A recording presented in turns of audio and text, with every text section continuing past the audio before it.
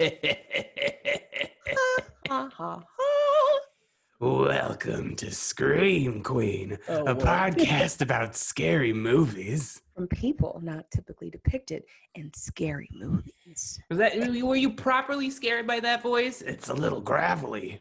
It's like a little. I was gonna say something worse, but it's. I'm not. Don't be disrespectful now. Don't be disrespectful. That voice. Yeah. So it's successful anyway. It was a little Harvey Firestein a little bit. Oh my god. Oh my god. Yo, him in Independence Day, I did that voice all the time. And I was like, is this homophobic? I'm like, well, I'm gay, so No. it's an homage. Him and Mrs. Doubtfire. That was the one. Matchmaker, make me a match. Forget my lawyer. I love me some Harvey Firestein.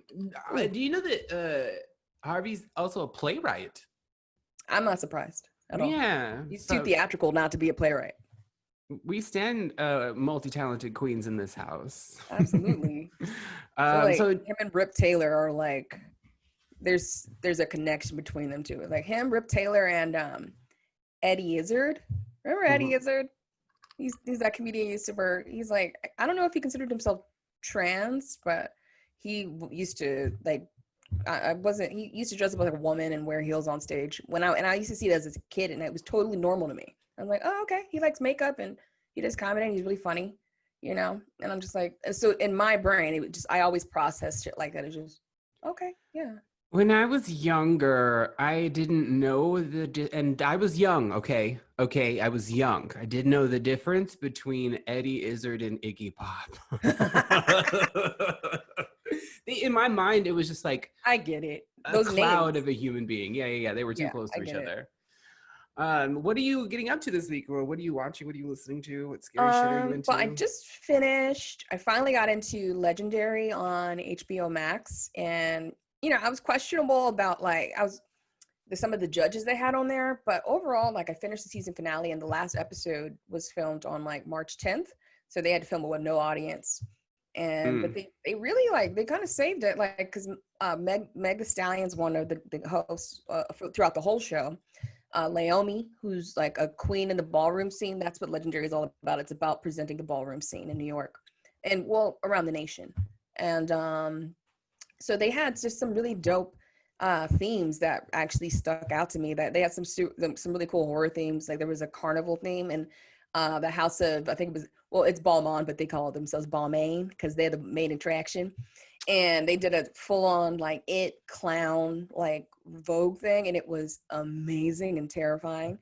And then the House of Lanvin or whatever, they did their big one was, what was it? It was there was a heaven and hell theme, and they came out and they did one of the main ones was Reagan from Exorcist, and then all the rest of them were devils.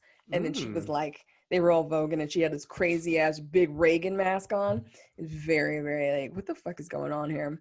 That sounds amazing. They did a beautiful heavenly angel all this. It was insane. It was so soft and pretty, and they landed all their moves so nicely. And overall I was just like, this show's cute, you know. But I want to mention something because you sent this to me today. Meg is writing a horror movie? Yeah, I mean, one of her music videos, I want to say she directed it, but it had a horror theme to it. And it was like hood girls, you know, just doing their thing out here, trying to get their money. And I think there was a vampire involved with it or something like that. But yeah, she likes that shit. And I was like, and now she's you know, looking at Jordan Peele and all that.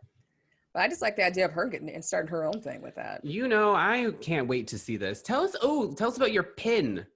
Oh, that's Julie from Return of the Living Dead 3. And this is from Cavity Colors. Yes. Shout out to Cavity Colors. I buy all your shit. And now Tommy's buying your shit too. Yep, I got the enamel pin of Candyman. And I also got I Know What You Did Last Summer shirt. cute. Yeah, I Mm-hmm. almost bought that shirt for you, and then it sold out. That's real. That's a real thing that almost happened. You know, they have so much cool shit and it sells out so fast. And I was just like, oh, but there's another one I wanted to check out. And it's called like gorish, like it comes up on my Instagram all the time. And it's There's like some new ones coming up. Yeah, and the Cavity is they have the most officially licensed stuff, but there's a few other ones getting some officially licensed stuff. Like I saw a new, it was like Ghoul garb, something. gore Yeah, garb, ghoul garb, something like that. Yeah, Ghoul yeah. something. Yeah, but they That's the had one I like a was talking whole about officially on my licensed Instagram. Return of the Living Dead set, and I was like, oh, that's cute. And it had her on one of the shirts. They had Mm-hmm. the OG. You saw that one, yeah? It had the OG cover, and I was like, that's what I want on a shirt, like that picture. But also I have let's see. Oh, these are every time you order some shit, like these are little shorty bookmarks, and that's Shorty from Killer Clowns from Outer Space, and then that's just a Princess Diana big ass weird head poster because I've had that since like the '90s, and it's a postcard that I just like, and it's like a little that cute white lady. I liked her. Little disturbing, I gotta Yeah, I liked say. it. I like it. I like her. She's like questioning my taste, but she's like, I see. I don't have her looking down at me. She's looking up. She's like, oh, I need to get up on what this bitch is about. She's there. She's that You know, on it's me. just the disembodied head of it all. I mean, It works. she's And then it thematically is beautiful, aesthetically is pleasing. And right here we have my Deadly Prey posters from the Deadly Prey Gallery. They promote Ghanaian artists. And there's like a whole scene in Ghana where they reinterpret movie posters and they're fucking wacky. So we got The Gate and Return of the Nightmare on Elm Street 3.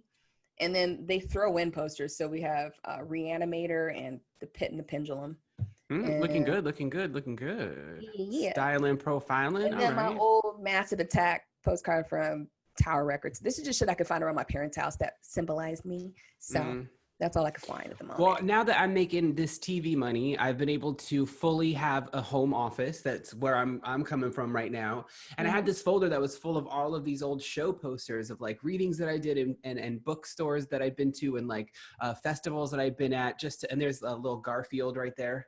Just to, remind me of all the cool shit that I did, and that like I feel very centered in this room. It feels like You're supposed to spread out in there. It took you a minute because yeah, you're not because I thought used I to was gonna spreading have out to. like that. Yeah, I thought I was gonna have to get a roommate, and then then I started writing on this TV show, and I was like, oh, I get to live by myself for the first time since I was a senior in high school or in college. Wow, that's interesting. It's a pleasure. It's such a joy to be able to just have your fucking space. You I'm can never walk around going naked back. all day if you I'm want never going to. back. I have been living in my place as if it was an Airbnb, which leads to the next thing I wanted to talk about. I know you want to talk about it too, the rental. Yes. That Which, Dave yeah. Franco and Sheila Vand is in it, who was one of our scream queens from A Girl Walks Home Alone at and Night. Allison Brie and Dan Stevens from The Guest. So we'll And probably be getting into that, right, at some point this season? I mean, I feel like we've been doing this season like, one main discussion, but we can run our mouths and fit in some shit, like more than one thing, like we used to do. Because there's as much as many things that are getting pushed back and horror dates and whatnot, like Antebellum and Candyman, there's still a lot of shit coming out. That new Amy Adams movie, The Girl in the Window, they had ads for it for a while and then it just disappeared. And it's a lady, it's kind of like Rear Window, like, and it's a lady's taking pictures across the street, into an apartment. She sees a woman get killed, and then when she goes to check it out, the woman's replaced, but it's not the same woman. Because it was Julianne Moore, and then the replacement is that one lady she's a blonde lady and she's been in all those movies. Yeah, it might have been like Jennifer Jason Leigh or something like that. Yes, you see, you know. And Miss Amy looks tired in that movie. Yeah, she does. From the trailer, it looks like a mix between Rear Window and Rosemary's Baby. And but Netflix picked it up, so they're going to be releasing it soon. Oh, sweet. Yeah, because there was lots of stuff that maybe I wasn't, because like Antebellum and Candyman, and to a certain extent Quiet Place 2, I was like, I cannot wait to see these. And then there were a few like that one and like Saint Maud, where I was like, I'm not like chomping at the bit, but I'm definitely watching this. Yeah, Yeah, I wanted to see the new Chris Rock interpretation of Saw. I was really interested in him and Sam Jackson, but that's now pushed to next year. I was super excited for that shit, and his show Fargo, his season 3 of Fargo. He was supposed to be in it, but Mm, mm. there's too much content. I'm not gonna be mad about it. So But anyway, I just want you all to know that at a certain point, we will be talking about Lovecraft Country as well, which is coming yeah, out on HBO. So definitely that'll check be that our out. last episode. But as we're exiting, we will have to cover it because it's just perfect for our show. Jordan Peele, HP Lovecraftian shit. We got Journey Journey Smaller Smollett. Bell. Yep. Hello. Courtney B. Vance, Michael K. Williams. It goes on and on. So yeah, we're excited for that. Mm-hmm. And Tommy, what are we gonna get in today though? Today, our main discussion topic is on Relic, an Australian horror movie starring, what's her name, Emily Mortimer. And it's just about, it's like generational haunted house, possession, horror, geriatric stuff, adolescent stuff, mothers and daughters and grandmothers. So it's like intermixing community and family and all that kind of stuff. And we're going to end with our Scream Queen of the Week, Angelica Ross, as Donna Chambers, or Nurse Rita in American Horror Story 1984. All right. So for our main topic, we're talking about, as Tommy said, Relic. So we have Bella Heathcote, Robin Nevin, and of course Miss Emily Mortimer. Which as soon as I saw her name on the list, I'm like, I gotta see this because I love her. She's just so freaking cute and mousy and not in an annoying way. It's just she's very endearing, but she packs a punch. So this And she movie, got in Scream 3. oh, she was so fucking funny in Scream 3. She's so stupid. I love her. I love Scream 3, by the way, and Parker Posey, of course. But this is Emily plays Kay, and it says when Kay's mother vanishes only to mysteriously reappear, not at all herself, she begins to sense that an insidious presence in the house might be taking control. So it's an Australian horror film. It's directed by Natalie Erika James. It's her debut film. She's Japanese and Australian, and we're all about supporting that. And we just love a female director, and such a impactful debut. I was honestly flabbergasted and surprised that this was Mama's debut film because it had the vision and what would you call it, assuredness of somebody who's been at this for a minute. I mean, maybe she's another, but this is like, as you know what, it's one of those things where it's like, people like us, we don't need you to give us special treatment. We don't need to be nursemaided through things. We just need the opportunity because we've been out here, people of color have been out here, trying to make these things happen. And, it doesn't need to be like kid gloves. We just need the opportunity. That's all. And then people make shit like this. Mm-hmm. And it was because of, I don't know enough about this woman, and but clearly, because she had so much to work from, there's something generation to generation. There's just all this huge body of work out there to just grow from and learn all the mistakes before you make your own mistakes, and so she basically missed all those pitfalls and just made something kind of brilliant. And the fact that she had Emily up in there, I was like, okay, so she's not gonna just sign on to some shit. She's actually maintained a pretty solid career when I look at the things she's starred in. And it's always this, although I don't know how many, besides Scream 3, I'm not sure how many horror films Emily's done, but this one it was a good blend of all the dramatic characters she's played, and it was endearing, and then you brought in, this element of the generational story, 3 women, and the grief and the stress and the miscommunication and the lack of communication. Right. And specifically as a child is having to take care of a parent in the way that the parent sort of took care of the child, the young one was like, she changed your nappies, now you change hers. I thought that was, that was the scary part for me, because I'm getting to that age where my parents are, I mean, not totally, you know, but my parents are in their Oh, 70s, yeah. you know, and like my mother lives with my brother, so that's good. But like my dad, he just be giving me grief all the time because like it'll be like, oh, he's in the hospital again. I'm like, again? Can't you take care of yourself? If you, I told him last time, if you go to the hospital one more time, I'm gonna slap the shit out of you.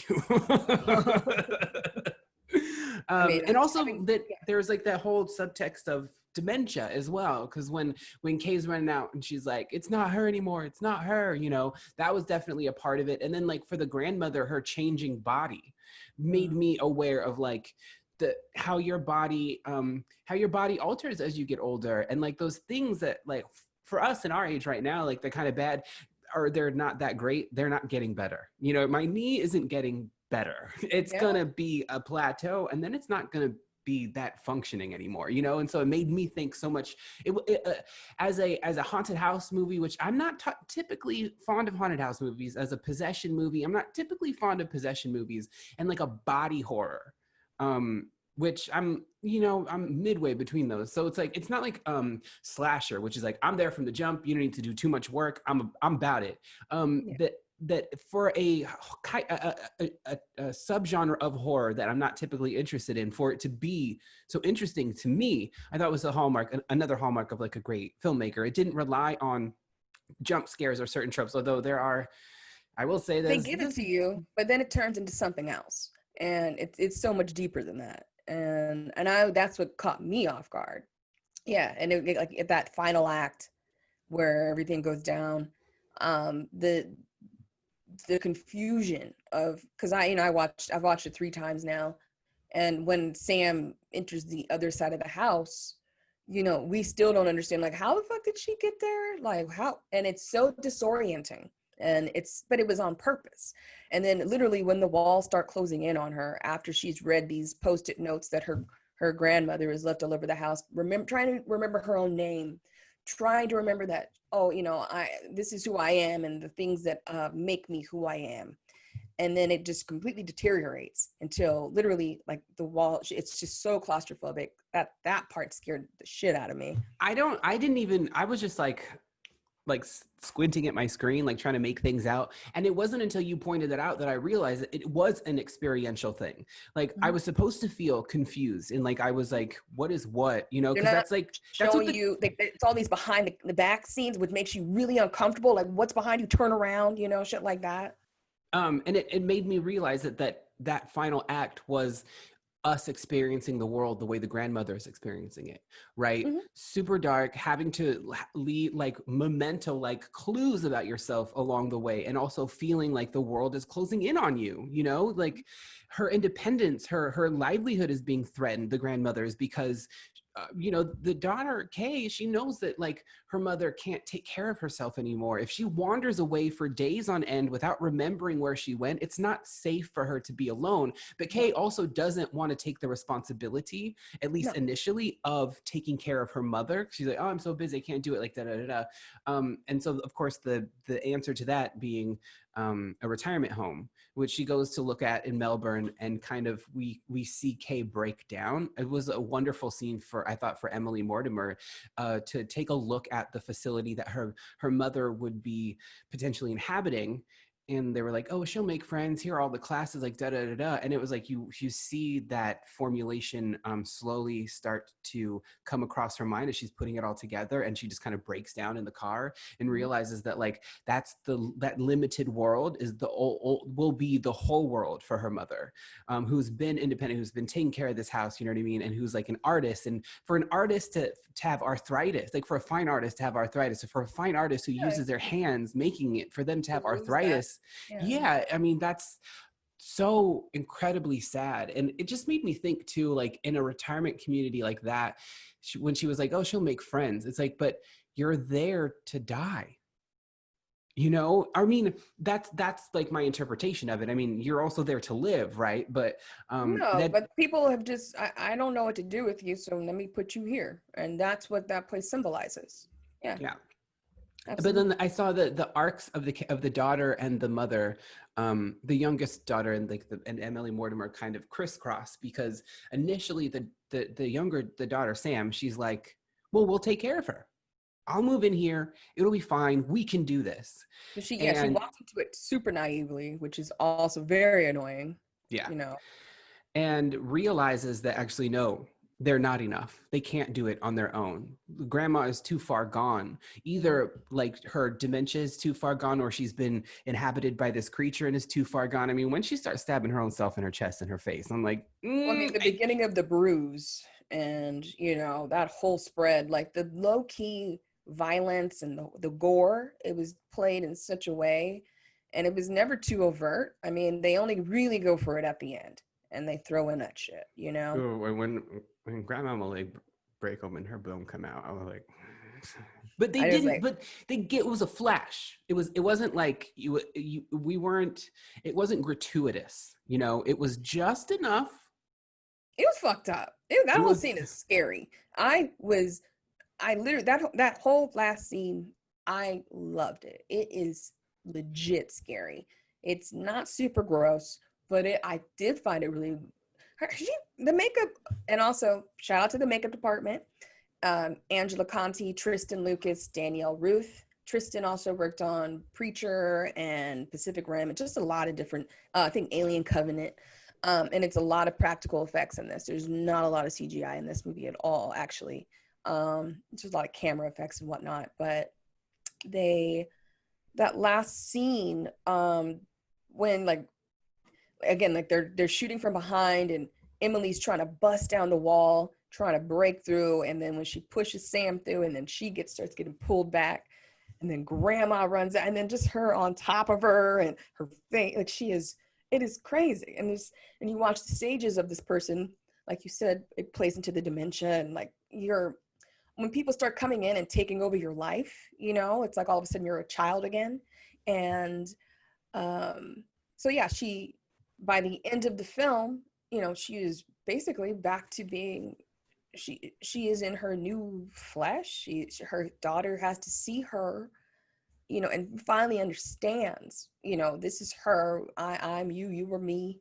And, yeah. you know, There's that last image of her like swaddling the grandma up and like taking her to bed, which mhm. like I'm sure the grandma did for her so many times in her life. And that Yeah. was like as a character arc going from I will take no responsibility for this person's life to when they have to get out the house, she gets to the door and sees the stained glass and is like, I can't leave her. And To sees the have post-it that note that much. says, I am loved. She sees that post-it note right before she sees her mother. She sees her mother and she's like, this bitch that just attacked me, I don't even know who that person is. Post-it note that says, I am loved. She sees the stained glass, and then she's like, wait, I can't fucking leave. And I know this person. And, you know, it's, I used to like, well, I still do, Drew, because I'm an asshole, but I used to tell my parents, like, I'm going to put them in a home.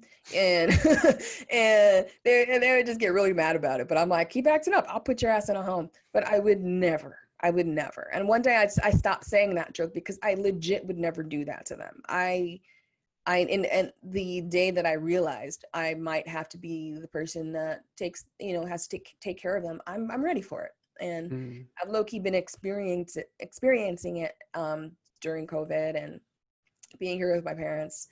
They're not old, but they're getting older, and I don't want them to do so much, and I try to stop them. And I got my little jumpsuit on. I've been out here building shit, painting, all kinds of stuff. You made a deck. I made a pergola and a whole thing. Yeah, I've been working out here, but no, Butch but I spent, queen. yes, that's my category. But no, it's like I also realized, like, the same way I worry about my parents, they worry about me too. And the same they don't want me to be harmed. I don't want anything to happen to them. And so, you know, when I'm worried about them, I just know, like, we're all in the same boat and we're all doing our best to just take care of ourselves and that's all I can do. But I feel, yeah, as we get older, like, we are at that age. I got that trick knee too, you know, and I'm like, that knee ain't never gonna recover. But I mean, I got I could drop it like it's hot, but I can't pull it back up. pick You know it what I up, mean? pick it up, pick it up. Ain't gonna happen. The thing that struck me, now that we're talking about the third act as experiential rather than literal, I couldn't, at a certain point, all I heard, because I think the dialogue in the third act is simply mom, mum, and gran. And we're getting that over and over and over and over. And she's like, Right. mom, mum, mum, mum, mom, gran, gran, gran, mom, mom. It was almost like, in Smooth Criminal, like Michael Jackson says, Annie, are you okay? Like 15 different times. Annie, are you okay? Yeah. Are you I okay? mean, but are you? Annie, are you okay? But that made me think just now as we're talking about this, how they have become the sum total of each other's worlds. So it makes sense in experientially if those are the only words we're hearing is mom, mum, and gran. Yeah. They don't get into where's the husband. They don't explain what happened to the grandfather. I mean, you just assume he died of old age or something. But just a lot of grief and dread going on throughout and consistently throughout the beginning to the end. Mm-hmm. And then but there's resolution there, and there's an acceptance, and just similar to the end of the beach house, and where she just gives into it, And I think in a worse version of this, in a less sophisticated and less good version of this movie, I think they would have tried to explain the end. Mm-hmm. And And they don't need to. no, and all we're given is the image. There's not a voiceover, there's not a post text, it's just presented, and we're just like, okay, so a transformation is occurring. It's not like, oh, well, she stepped on a nail outside of that cabin, and then then that got in her bloodstream, and then Let's then explain every last fucking detail about why. No, we don't get a why. And I'm not sad about that. That's the perfect way to put it. We don't get a why, because why age? We don't get one. It just is. You have to accept it. And they did accept it by the end. And you kind of get the idea that like the mother is about to go through a similar transformation, and the daughter is going to have to also take care of her. A daughter who like is, it's suggested that she doesn't really take care of herself all that well. She doesn't take care of her ambition. She has stopped going to school or her whatever. She just like, she works at a bar, and her mom is like kind of dismissive of that. And she's like, oh, you work at a bar. And all the typical things, which she plays very well. She, like I said, she annoyed the shit out of me in the movie, but I think that's what she was supposed to do, in a sense. Like, she's going through it. And I know there was times when I've been that daughter. Oh my God. Like, if you're in your early 20s, I'm sorry, you're just insufferable as a definition. That's just what you are. It's okay. It's fine, because, you'll get better at a certain point. But,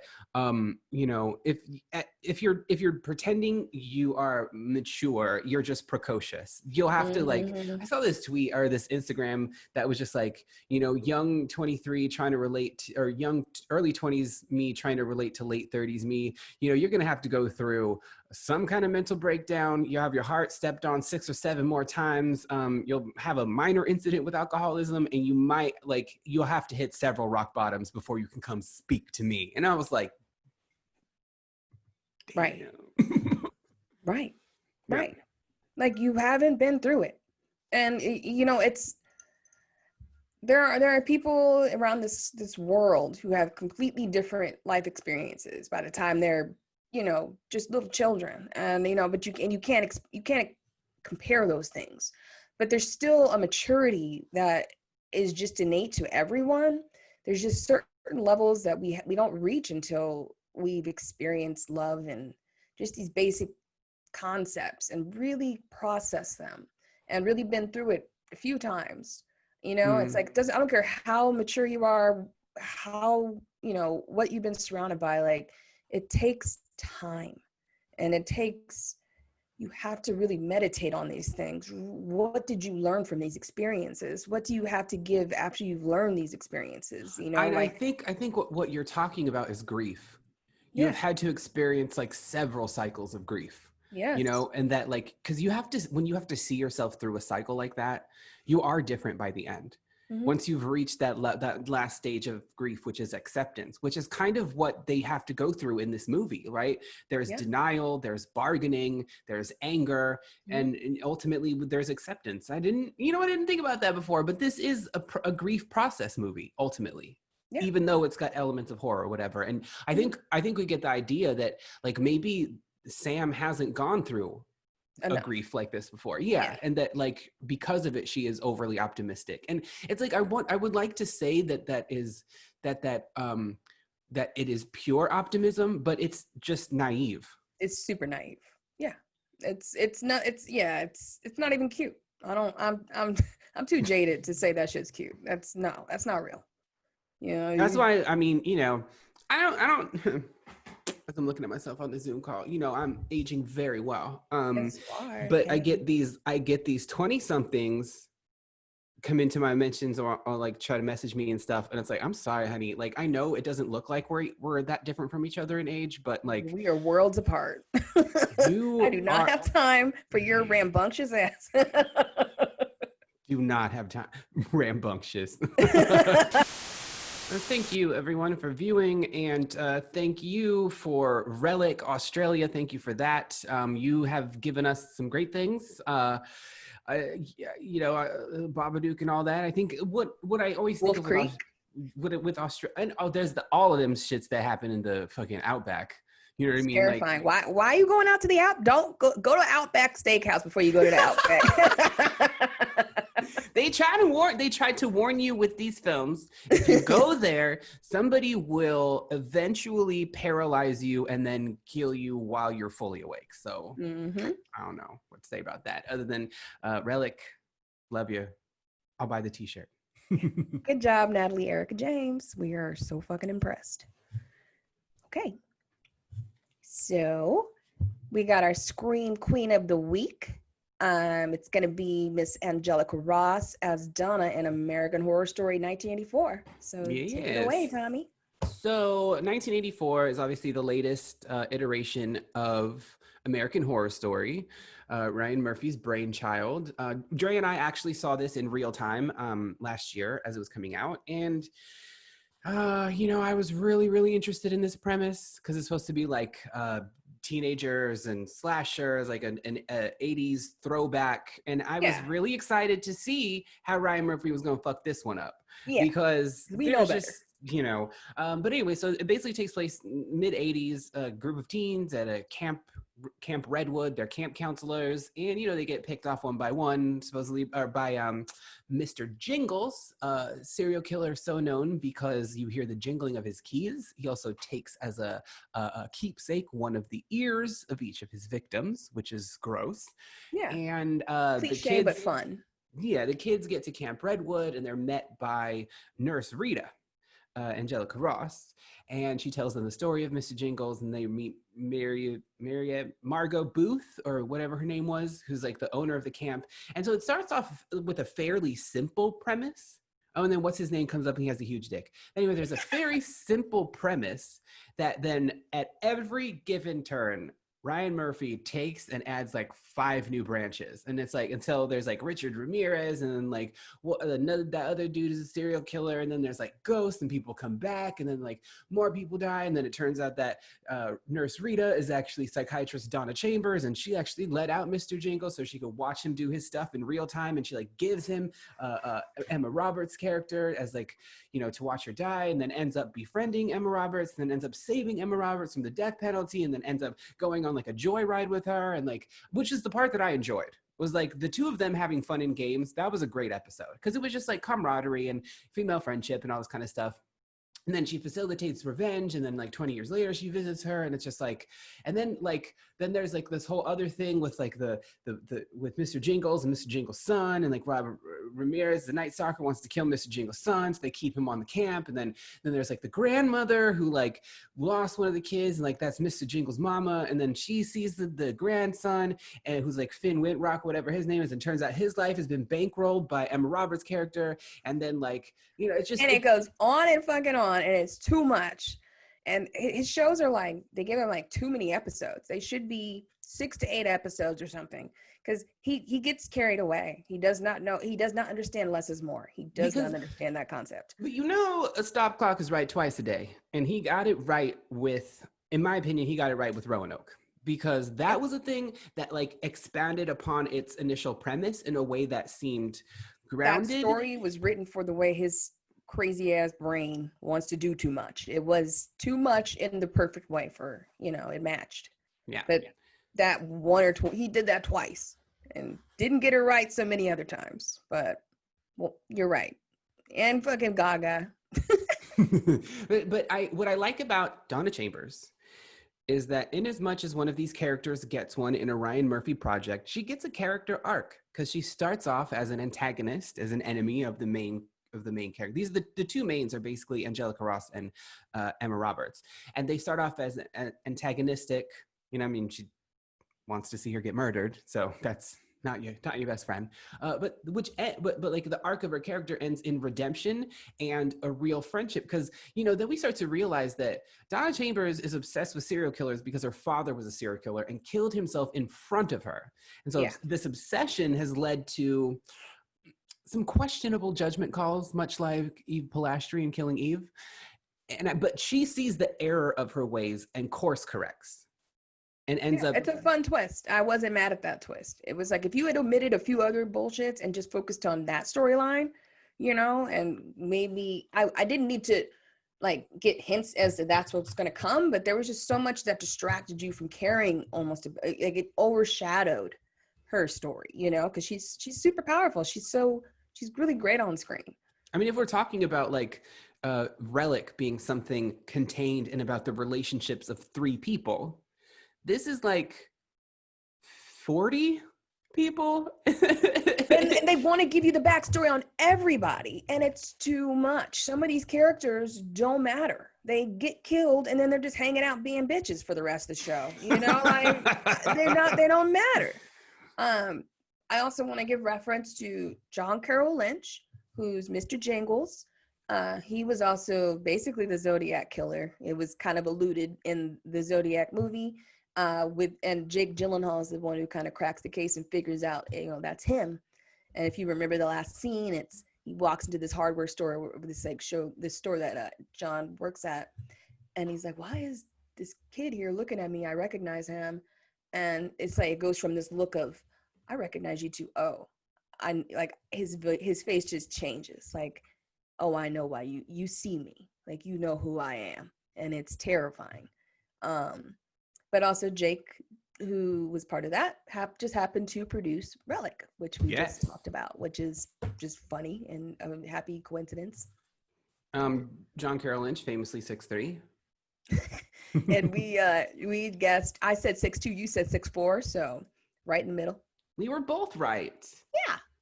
And again, Angelica Ross, we stand Black final girls, we stand trans Black final girls. Thank you for being a landmark and for doing this role so well. And, you pretty. So pretty. Jeez. Catch us next week, same time, same place. We'll be talking about the documentary Scream Queen, My Nightmare on Elm Street. And Tommy and I, we've been thinking about this one for a minute. Just also because when we first got together in that bar in downtown LA and talked about doing this and ran through some titles, like Scream Queen wasn't even a thing yet. So documentary. So I just wanted to say that this is convergent evolution. We both came up with these titles separately. We didn't take this from this phone. No, but we would love to give props to it because, it's important. It's on Shudder. And catch up on it so you know what we're talking about next week. And our Scream Queen of the week, I came Wait till you get a load of this one, yes. So I overlooked this movie because there's just too much shit that comes out, but it came out last year. It's Critters Attacks, and it's got Dee Wallace, who was the original mom in the first Critters, and she's also mom in E.T.